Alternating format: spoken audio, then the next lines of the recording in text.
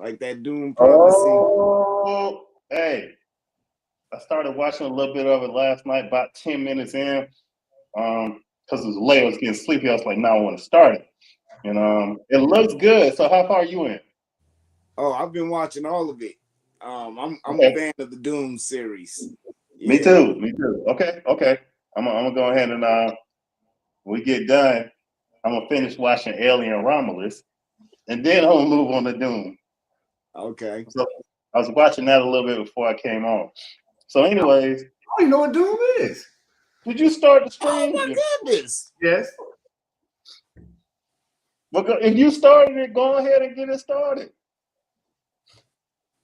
Welcome back, Knowledge Seekers. We appreciate you joining us. What's the topic? I'm listening to Frankie J, watching my comics. L to the P, breaking down my comics with Midnight Assassin. Welcome back, fellow knowledge seekers. It's my comics busting through your speakers. I'm back with the co-host with the most. That's Real Revelation. And then over here we got Midnight Assassin. I say my name with a little more enthusiasm. Haters over here, man. Dude, haters. Hey, listen. So we're gonna start this one off. You did see the title. We're talking about Transformers 1. And the reason why it took so long for us to talk about it is because my lazy rump did not go and watch it because I didn't believe in it. But these guys here, the bros, the brothers, said, check it out. And I'm going to tell you right now, I'm a fan. Okay. Transformers 1. Blasphemous because I thought it was just alright. There was just too many small things. I know my son was looking at me like, what? I'm like, are you serious? I'm like, well, hey, my favorite character, it made me like Megatron a lot more. I'm like, I'd be riding with Megatron if I was Autobot. So it's like Megatron was like real life. I really enjoyed it. I enjoyed the backstory because it's like you always wondered, like, I mean, for me, I always wondered like what that backstory was, like, with Optimus Prime, Megatron, like Autobots and Decepticons, like you knew they came from what was it? What's the name of the planet? Cybertron. Huh? Cybertron. Cybertron. You knew they came from Cybertron. You knew they were always fighting, but it was just like, why? And this kind of like tells you like why, like what sparked it all. And it was just like, okay, it started off as a friendship, and then it just like, it was like they were in the mines working, and they were just like, always set as like a certain class of robot and stuff. They didn't know how to transform, and like all these things were like told to them their whole life. And they just thought like life was that was the way it was. And like Optimus was like always like, optimistic about like, wanting to do better, wanting to be better, wanting to be more. And his best friend at the time was Megatron. And like they like, he was trying to pull Megatron along with him to do more with life and stuff. Yeah. And then, after a while, we find out later, like they were being lied to the whole time. And to me, like Megatron like took it realistic when he found out like his whole life, everything he took that super personal. All his beliefs, all his like, everything, just like who he was, who he thought he was. Like he didn't know that he was born, all robots were born with the ability to transform. And he was lied to his whole life, and that just shook him to his core. And then for him to find out his hero, the whole planet's hero, was like they lost the war to the aliens. Yep. And they were like working for them. They were slaves to them. Didn't even realize they were slaves. And they were just constantly just like getting this energy on for the enemy this whole time, their whole lives. So it's like, when Megatron found out, he was just like, no, I want him to pay. I can relate to that. Yeah. Well, I know I would feel a certain type of way too if I'm looking up to somebody as a hero and come to find out he's a traitor. Yeah, like we actually lost the war, and you're the reason why we lost the war. Right. Oh man, and he killed Megatron's ultimate hero, like his number one hero. Dude straight up told him like, yeah, and when I killed him, I took his shit. Yeah. You know?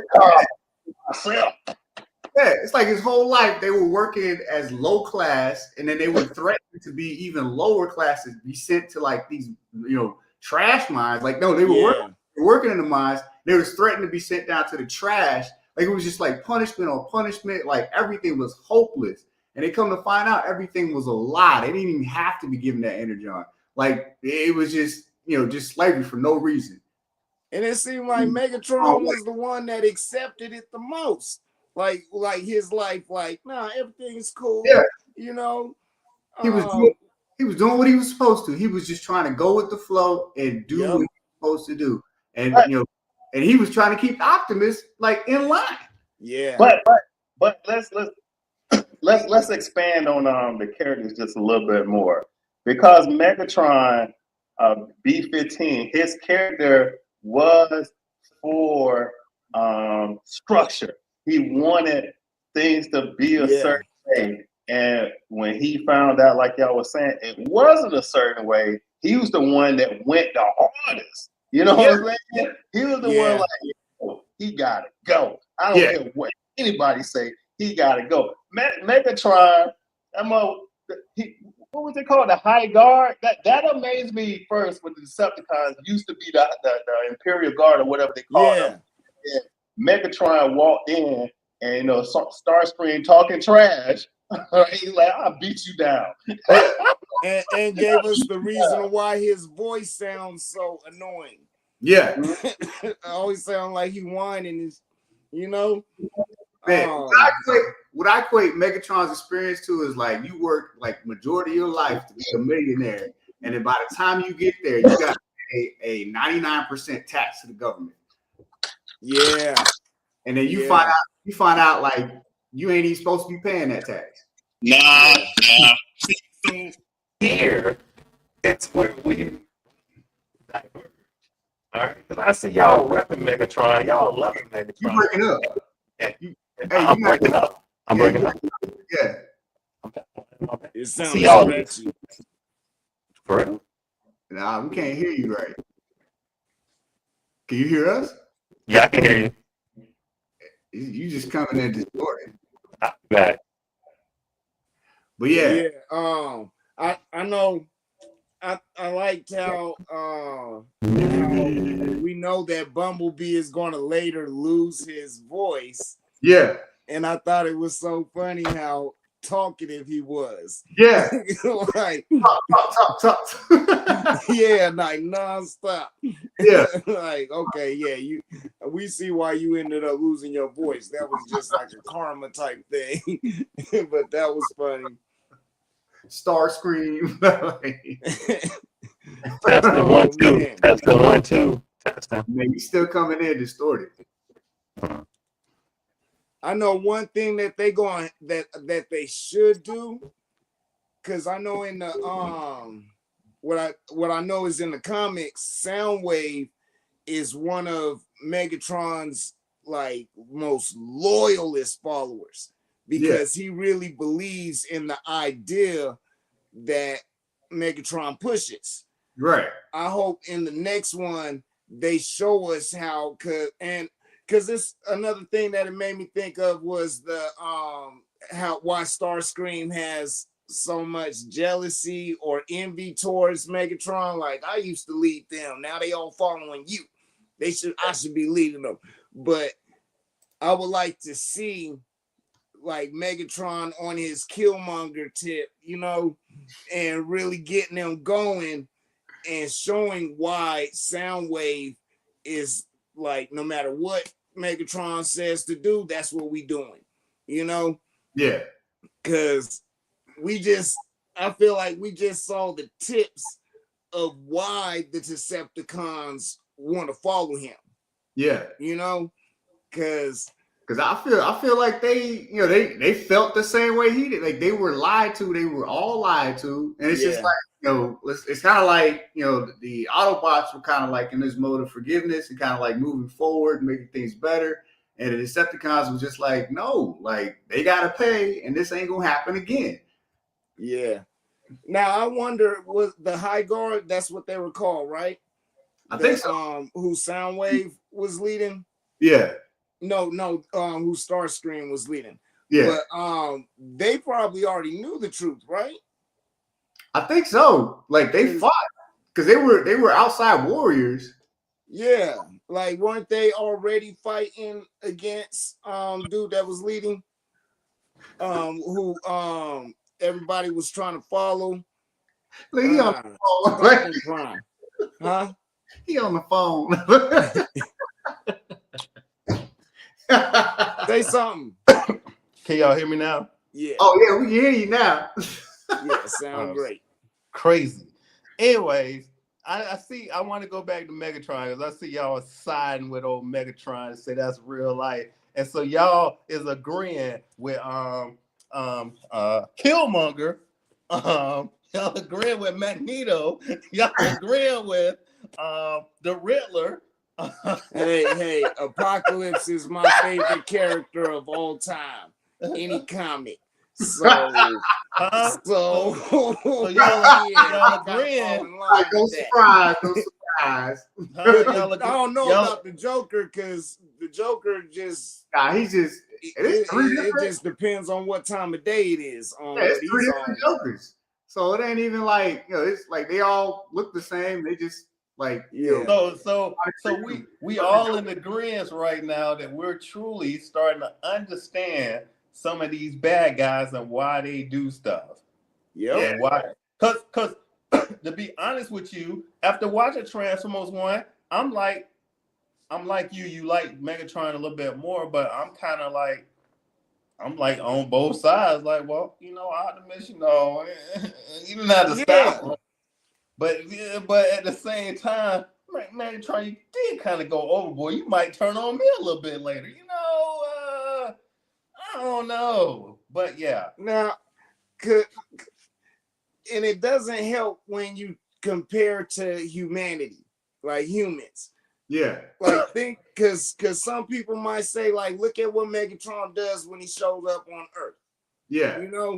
But if humans go to another planet and we see some resources that we need and can use, you think we're gonna allow any species from that actual other planet to stop us from getting those resources? No, look at Thanksgiving. Look at Thanksgiving. Look at the whole continent of Africa. They chopping. Yeah, so I'm saying, so Megatron ain't really doing anything humans wouldn't have done if we showed up there and was like, oh, y'all got so much energy we could use. We just gonna try to chop y'all down.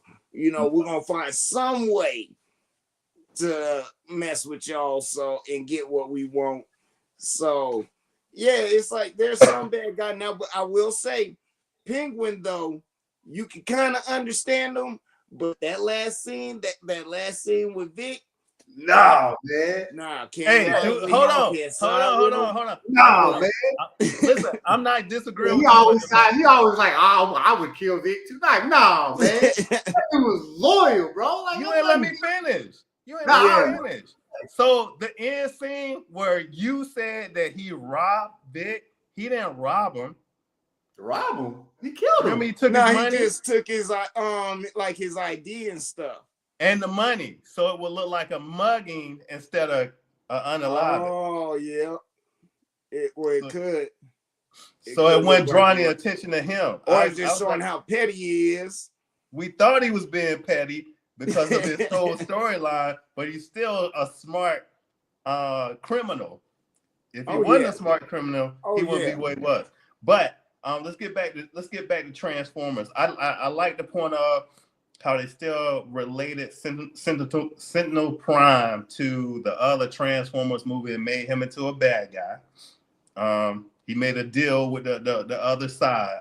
I thought that was nice how they played off of that. We still got the Quintessons in there.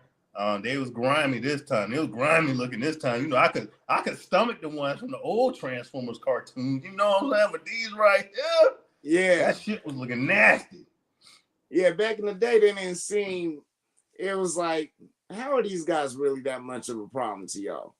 You know, but this, it did make you feel like as soon as he grabbed Sentinel Prime up, like hold up. This ain't what we were supposed to get. You short, man. And he like, hold on. I know. It's not as much as we said we was gonna come up with, but we need some too. He grabbed him up like a drug dealer. Yeah. Where my stuff at? But it felt like the Matrix, like except they didn't have no powers, like right, being used the whole time, and then they just find out the truth, and it's just like, all right, we gotta fight. That's something I want to know more about too. Is the what they call Quintessons?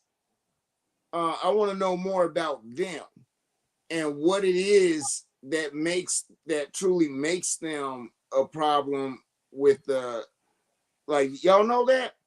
No, I don't know why they was beefing with them to begin with. Yeah, because they obviously from a different planet. Yeah, but like I want to know how all that started too. Well, I want to know that too, but it's another thing. I'm gonna go back and watch the movie again because I had some thoughts and I couldn't figure out the answers to them. So we do know that Cybertron is a transformer. Yeah. Full-blown robot. Yeah. The first, well, I guess they'll say God robot. Yeah, the planet's his body. Right.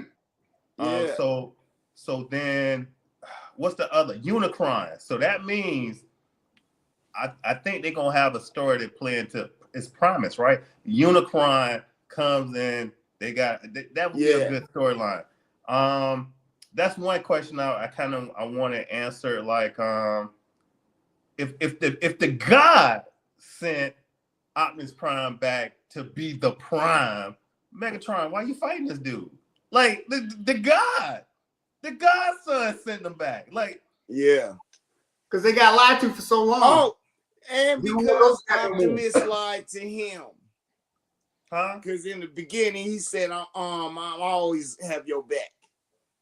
You know what I mean? But once he was like, "Nah, we gotta rise up," Optimus like, "I ain't with that. Like, I ain't gonna have your back now."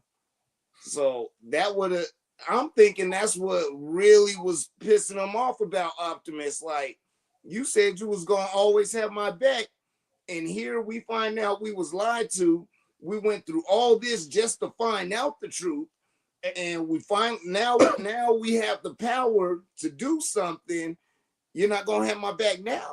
No, let me add one more onto it. Also, I was content with the life I was living, and you got me out here in this shit. Like, that's the whole time Megatron said, I ain't even want to go nowhere. I didn't want to do it. He's like, he was content, and the truth got exposed to him, and he couldn't stay the same. Oh my God. He was mad over that too. Yeah, now that I think about it, they did a really good job with this movie. Yeah, just hearing all this out loud, I'm like, they did a pretty damn good job, because I know I'm a lot more interested in the history of them with them doing this the one. So I admit, they got my mind changing. That's why I'm interested in that Mufasa movie coming out, because I keep playing in my head, like, how did Mufasa get the throne? Like, he wasn't even in the bloodline. I've heard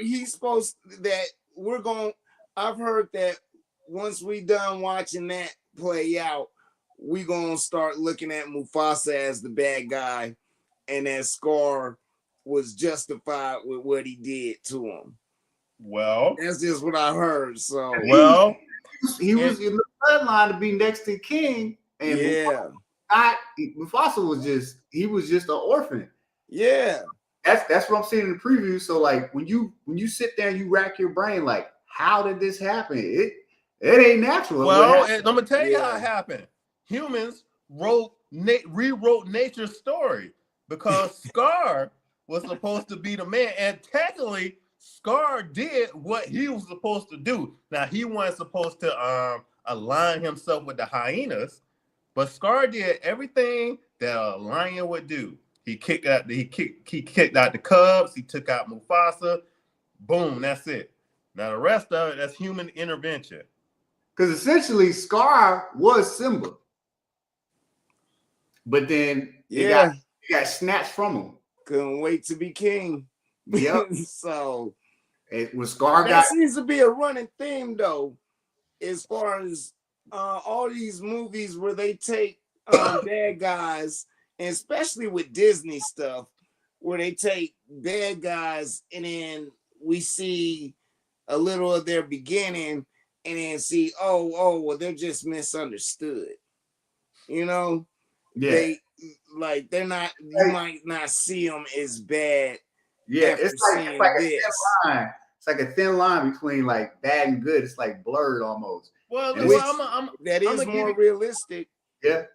I'm gonna go further back. I'm just gonna go further back in my life, right? Nightmare on Elm Street.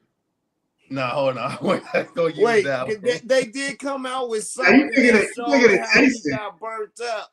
Right. So, but at the same time, we still remember why they burnt you up. Yeah, you thinking Jason wrong. Like he was picked on at that camp, and then right. He was basically his revenge. And his mom. Yeah, but he was doing things to the kids, so I don't feel too sorry for him. Okay. You know. I want to go back. It's like if they go back and remake that and really delve into like him being bullied. Oh yeah. And they really just brought that out, like, you know, like the emotions that they could evoke from like showing those scenes and telling that story, like it would really put you on his side more. You just be like, yeah, stab, stab, stab.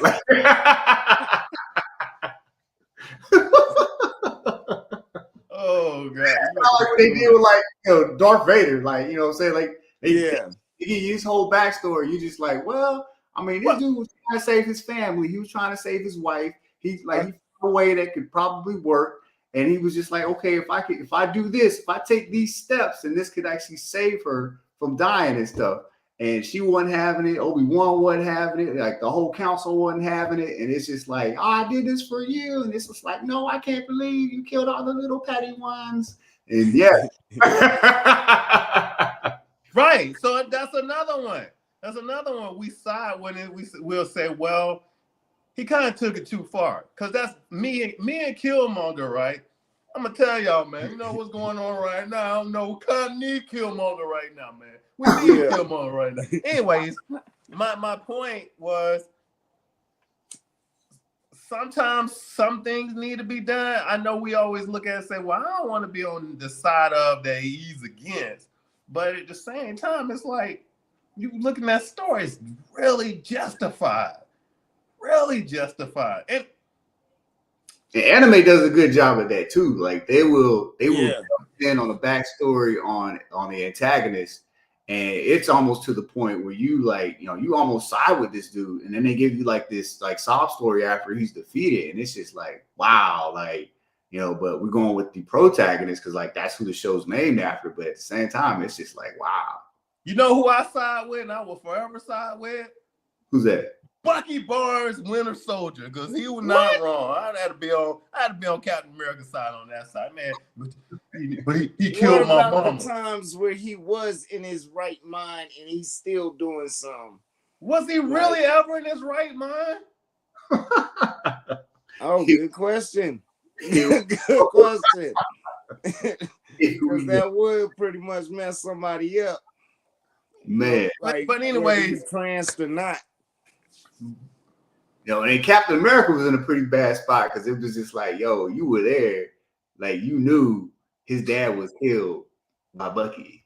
No, he wasn't. He wasn't there. He was what he got the intel, I think, when he was going through Nick Fury's stuff. I don't know if it's Avengers 1 where they were saying that, but that's how he found out. Or Black Widow gave him the files. But he hid it. I think Black Widow gave him the files from Nick Fury.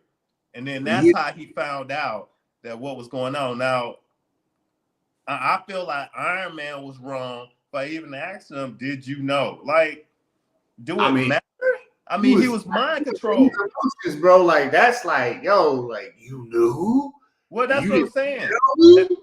my whole life, I'm like Batman of the Marvel series, and my whole life is centered around my dead parents, and you ain't tell me you knew this. I'm gonna go one further with you. And that you gave a great point, and this is where we have plot points with these Batman level characters. Tony Stark should already known that. It's true with all the technology he had, and all the as smart as he is. That means he just never looked into it. He never looked into He never looked into his parents and how they was killed. Like his whole story around when that. He found out his father was one of them that created S.H.I.E.L.D. Yep, that is right. And that's why sometimes when I'm watching these shows, I have to turn myself off. I was like, well, that's kind of a plot point. And then people will say, well, they just didn't get that far into it. I'm like, yeah, but this Tony Stark. Yeah. Like, at the same time, though, I was gonna say at the same time though, they didn't really showcase it as much, but it's Tony Stark who is an alcoholic. And remember when we was in Avengers 1 and he had the little thing and he was on the thing and he was looking, Jarvis cracked all the S.H.I.E.L.D. stuff, and then remember Captain America came from the back and then they started asking questions about what's these weapons, blah, blah, blah. I feel like at that time, Tony got the information. He just, I don't know. Yeah. He should have told Captain America that Bucky was still alive. Oh. So they probably even then, huh? I don't know. But back to Transformers 1. I liked all the characters in that. I like how they presented Alita. Do she become RC or RJ later on? Because she was a motorcycle. Is that the first one? Because it seemed like the original characters, and we had to throw a lady in there. So Alita, I liked her. I like Soundwave. I always loved Soundwave and Shockwave. I would have been happier if we got a little more jazz. Ironhide. If we got a little more of him, I understand the story, but we did get pieces of the key Decepticons in there. Yeah. We know. That's a character I did not grow. Like just the first meeting of her. Like, wow, because she was too low. Like goodness. She was too low. But again, she to me is the same side of she's the same coin as Megatron. Right. Where she loved the way the system was set up. She was trying to get her promotion. Oh, and yeah. Boom. Right. When she found out what was going on, right, she aligned herself with what her morals was, and she became Optimus Prime, #1 and #2 or whatever she's gonna be. And we already know she gonna keep Mars in line because every time she said something to the Decepticons, they was nervous because she was just throwing blows. She's like, "What you say? Follow him!" Blah. Yeah. So yeah.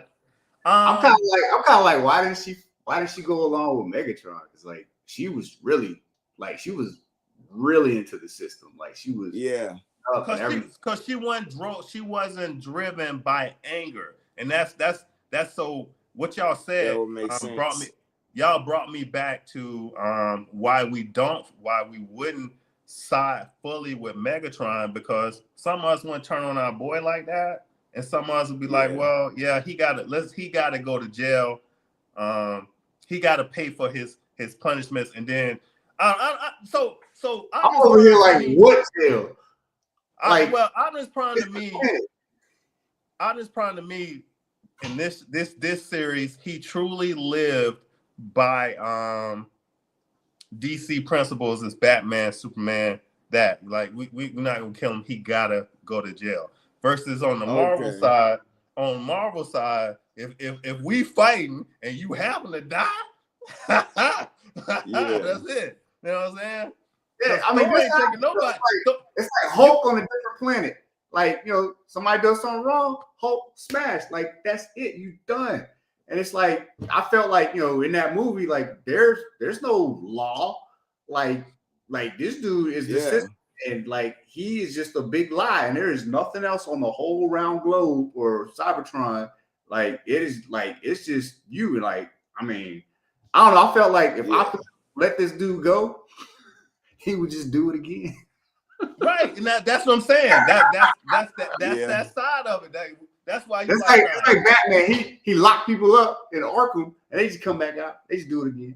Oh no, but that's like you watch Peacemaker. He put them 6 feet deep. They don't get to do it again. He like Megatron, like Superman and Doomsday. Megatron, like he put them 6 feet deep. He don't got no code of supervillains. Because like like he said in Peacemaker, he was just like, "Yo, where's your code of supervillains?" He's like, I ain't Batman. They done. I ain't got no code of supervillains. And look, now now we're on the other side of Peacemaker, right? And you're starting to see, okay, he got a point there where these mugs keep getting out, but at the same time, again, other plot points that we don't look at. For instance, Superman, Kryptonian, alien technology. You got Cyborg out there with this alien technology, and you got Princess Diana out there with this godly technology. Why we ain't got no jails that keep people in the jails? How they keep breaking out? Like, when y'all give us some technology to keep them in? And that's what I like. Well, now with Batman's rogue gallery, the difference will be that most of his rogue gallery doesn't actually get put in jail though. They get put in Arkham Asylum, which they should make it like it's maximum security.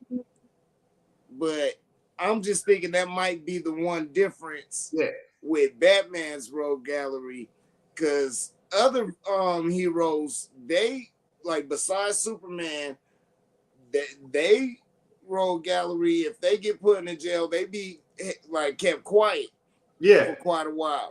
It's Batman's fault, because Batman's smart enough to know they're gonna get out. Like he's just keeping himself employed. Like he knows I'm gonna have something to do, because they ain't going to jail, they're going to Arkham, and I can still be Batman. So like he's a bad guy too. And I was gonna say, shoot, he's super rich. He could be influencing the courts to be like, hey, nah, you need to put them, you know what I mean? You up for re-election, you need to put them in jail or in prison. Belarus. Is that the one that Amanda Waller be getting her folks from? Like, oh yeah, but that's Gotham. So, and then Marvel got the one with the raft, and the raft is underwater. Like you ain't getting out of that motherfucker. Once you're there, you need somebody, a strike team or something to break you out. But yeah, I agree with y'all on that. And again, that's what these stories are designed to make us think, and then also give you a place to go at the end. Like, yeah, we don't kill him. We're gonna go against my boy. But at that time, Megatron had no flip, man. And you dropped me off a cliff after you shot me in the chest. Come on, now, Midnight Assassin. I'm about to drop y'all off a cliff because it's time for me to go. All right. Yeah, they need to make another one, like following, like not just like with the live action. Drop us some. Wait. Like what's going on like in today's day, but with this animated, they need to follow this up with another one. Right. I like that shirt. What I think. Hey, appreciate it, man. I'm listening to Frankie J, watching my comics. L to the P, breaking down my comics with Midnight Assassin. Yeah, I got this.